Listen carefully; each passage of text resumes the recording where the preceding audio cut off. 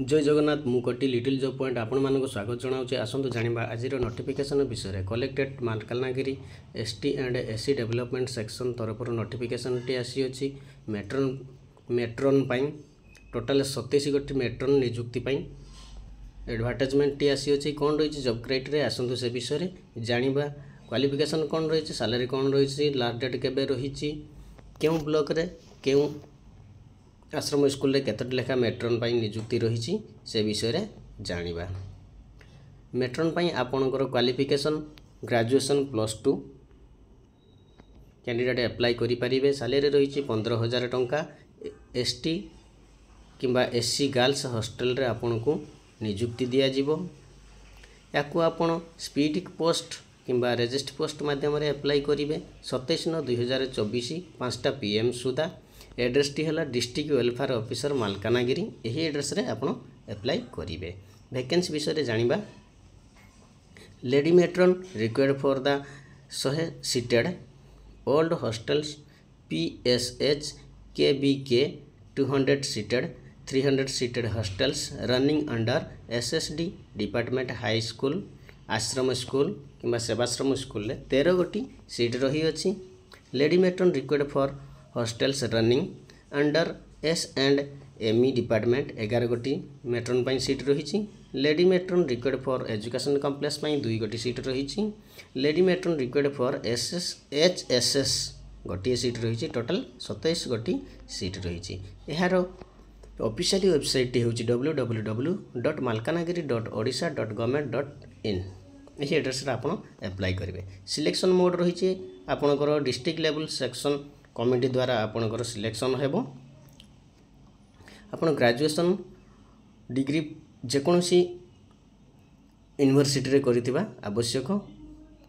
प्रथमे आपणकर graduation candidate को गुरुत्व दिया जिवो। जदि ग्रेजुएशन कैंडिडेट नथिबे ताले +2 कैंडिडेट को निया जिवो।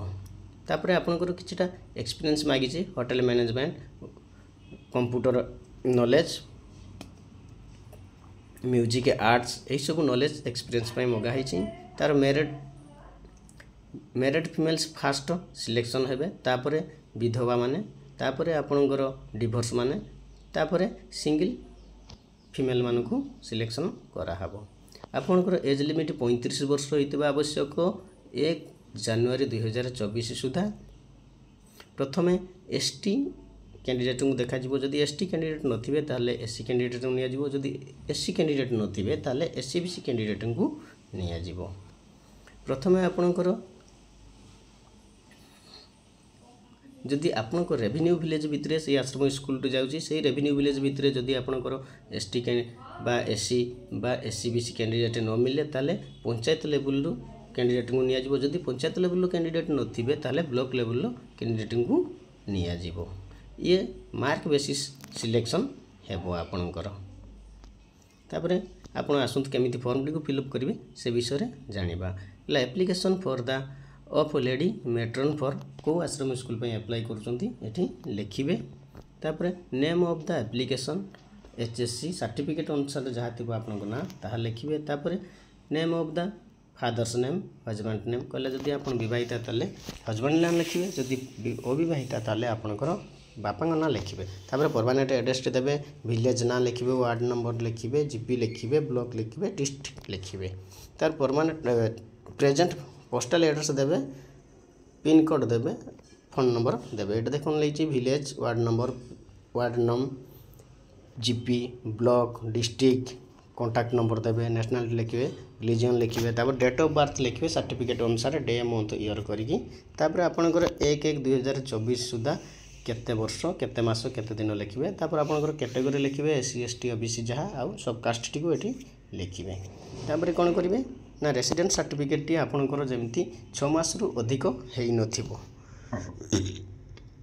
तापर मैरिटल स्टेटस लिखिबे मैरिड कैन मैरिड। तापर एठी मेंशन करिवे आपण विधवा कि डिवोर्सी कि सिंगल वुमेन एठी लिखिबे। तापर देखंतु एजुकेशन क्वालिफिकेशन पई गोटे टेबल देछि सेठी आपनकर लिखिबे जो मैट्रिक +2 +3 जहाँ करथिबे एठी लिखिले। तापर केउ कॉलेज रे बा यूनिवर्सिटी रे करथिले लिखिबे केउ ईयर पास करथिले टोटल मार्क केते ଆପଣ କେତେ ରଖିଥିଲେ କେତେ % ଲେଖିବେ। ତାପରେ ଆପଣଙ୍କର ଏକ୍ସପିରିଏନ୍ସ ଯାହା ଥିବ, ଯଦି ହୋଟେଲ ମ୍ୟାନେଜମେଣ୍ଟ ଥିବ ୟେସ୍ କିମ୍ବା नो, ଯଦି ଥିବ ୟେସ୍ କରିବେ, ଯଦି ନଥିବ नो କରିବେ। କମ୍ପ୍ୟୁଟର ନଲେଜ ଯଦି ଥିବ ୟେସ୍ କରିବେ, ଯଦି ନଥିବ नो କରିବେ। ତାପରେ ଡିକ୍ଲାରେସନଟିକୁ ଫିଲ୍ଅପ୍ କରିବେ। ତାପରେ କ'ଣ ଅଛି ନା ଆସନ୍ତୁ ଜାଣିବା କେଉଁ ବ୍ଲକରେ କେଉଁ ସ୍କୁଲରେ କେତୋଟି ଲେଖା ସିଟ୍ ମ୍ୟାଟ୍ରନ୍ ପାଇଁ ସିଟ୍ ରହିଛି ଦେଖିବା। ହେଲା ବ୍ଲକ ନେମ୍, ଚିତ୍ରକୋଣ୍ଡା ବ୍ଲକରେ ଗଭର୍ଣ୍ଣମେଣ୍ଟ GHS ବଡ଼ପଦାରେ 2 ଗୋଟି ମ୍ୟାଟ୍ରନ୍ ପାଇଁ ସିଟ୍ ଅଛି।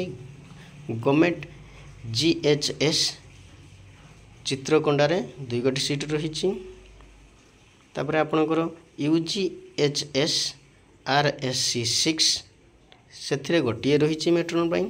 ତାପରେ ଖଇରପୁଟ ବ୍ଲକରେ କେତୋଟି ଅଛି ଦେଖିବା କେଉଁ ସ୍କୁଲରେ ନା ଗଭର୍ଣ୍ଣମେଣ୍ଟ GHS ବଡ଼ବେଲ ଗୋଟିଏ ସିଟ୍ ରହିଛି। ଗଭର୍ଣ୍ଣମେଣ୍ଟ GHS ମୁଦୁଲିପଡ଼ା ଗୋଟିଏ ସିଟ୍ ରହିଛି। ଆଶ୍ରମ ସ୍କୁଲ କ୍ଷମାଗୁଇନ ଗୋଟିଏ ସିଟ୍ ରହିଛି।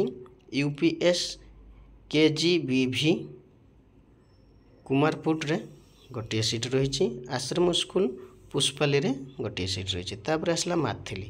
ମାଥିଲି ବ୍ଲକରେ କେଉଁ ସ୍କୁଲରେ ରହିଛି ଆସନ୍ତୁ ଜାଣିବା। ନା କାଳିଗୁଣ୍ଡା ହାଇସ୍କୁଲରେ ଗୋଟିଏ ସିଟ୍ ରହିଛି। ଗଭର୍ଣ୍ଣମେଣ୍ଟ HS ମହୁପଦାରରେ ଗୋଟିଏ ସିଟ୍ ରହିଛି। ଗଭର୍ଣ୍ଣମେଣ୍ଟ HSS ମାଥିଲି 100 ST GHରେ ଗୋଟିଏ ସିଟ୍ ରହିଛି। ଗଭର୍ଣ୍ଣମେଣ୍ଟ GHS ମାଥିଲିରେ ଗୋଟିଏ ସିଟ୍ ରହିଛି। ଆଶ୍ରମ ସ୍କୁଲ ଭଣ୍ଡାରୀ ପାଙ୍ଗନ ଗୋଟିଏ ସିଟ୍ ରହିଛି। UGME ସ୍କୁଲ ତହସଲି ମାଥିଲିରେ ଗୋଟିଏ ସିଟ୍ ରହିଛି। ଆଶ୍ରମ ସ୍କୁଲ ସୋଇଲିଗୁଣ୍ଡାରେ ଗୋଟିଏ ସିଟ୍ ରହିଛି ମ୍ୟାଟ୍ରନ୍ ପାଇଁ। ତାପରେ କାଲିମେଳା ବ୍ଲକରେ କେଉଁ ସ୍କୁଲରେ କେତୋଟି ମ୍ୟାଟ୍ରନ୍ ପାଇଁ ସିଟ୍ ରହିଛି ଜାଣିବା। ନା ଗଭର୍ଣ୍ଣମେଣ୍ଟ ME ସ୍କୁଲ ମଟ୍ଟୁରେ ଗୋଟିଏ ସିଟ୍ ରହିଛି। PUPS ବ୍ଲକ କଲୋନୀ କାଲିମେଳାରେ ଗୋଟିଏ ସିଟ୍ ରହିଛି। ତାପରେ ଆପଣଙ୍କର କୋରୁକୋଣ୍ଡା ବ୍ଲକରେ କେଉଁ ଆଶ୍ରମ ସ୍କୁଲରେ କେତୋଟି ଅଛି ଦେଖିବା। ନା ଆଶ୍ରମ ସ୍କୁଲ ପଟରେଲରେ ଗୋଟିଏ ସିଟ୍ ରହିଛି। UPS ଓଲ୍ଡ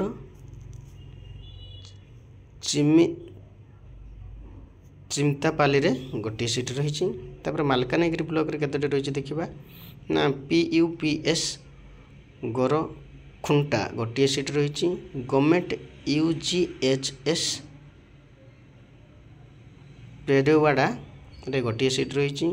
JP ହାଇସ୍କୁଲ MVରେ ଗୋଟିଏ ସିଟ୍ ରହିଛି। ତାପରେ ପୋଦିଆ ବ୍ଲକରେ କେତୋଟି ରହିଛି ନା ଗଭର୍ଣ୍ଣମେଣ୍ଟ UPS ନିଲିଗୁଣ୍ଡାରେ ଗୋଟିଏ ସିଟ୍ ରହିଛି। ଗଭର୍ଣ୍ଣମେଣ୍ଟ GHS କାଲିମେଳାରେ ଗୋଟିଏ ସିଟ୍ ରହିଛି। PUPS ବାପନାପାଲିରେ ଗୋଟିଏ ସିଟ୍ ରହିଛି। ଟୋଟାଲ 27 ଗୋଟି ସିଟ୍ ରହିଛି। ଯଦି ମୋ ଭିଡ଼ିଓଟି ଭଲ ଲାଗୁଥାଏ ଲାଇକ୍ କରନ୍ତୁ, ସେୟାର କରନ୍ତୁ, ସବସ୍କ୍ରାଇବ୍ କରନ୍ତୁ ଏବଂ ପାଖରେ ଥିବା ବେଲ୍ ଆଇକନ୍କୁ କ୍ଲିକ୍ କରନ୍ତୁ, ଯେପରି ମୋର ଭିଡ଼ିଓ ଗୁଡ଼ିକ ସର୍ବପ୍ରଥମେ ଆପଣଙ୍କଠାରେ ପହଞ୍ଚି ପାରିବ। ଜୟ ଜଗନ୍ନାଥ।